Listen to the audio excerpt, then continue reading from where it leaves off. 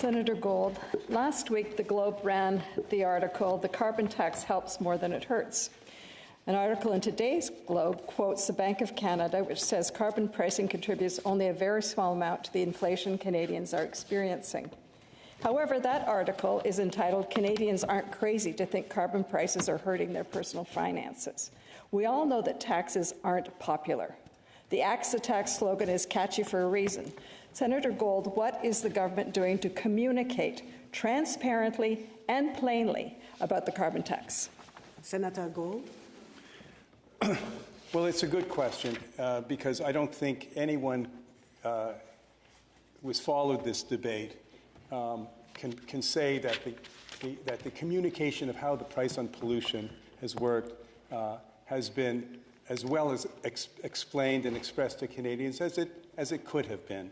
And it is regrettable because it has allowed a fair measure of disinformation, misinformation to take hold, and that has once again misled Canadians in good faith who are struggling with the cost of living, who are struggling with these issues, to believe wrongly in some of the causes and indeed some of the proffered solutions.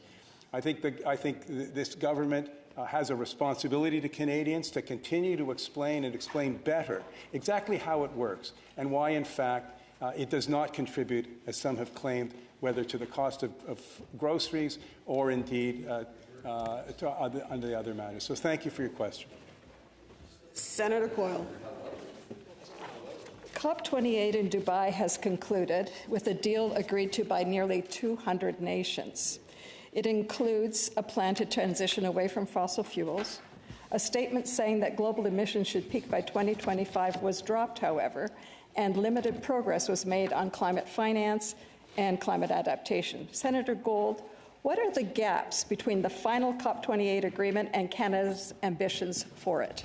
Senator Gold. Well, as you correctly pointed out, I mean, there are things that were not achieved at COP28.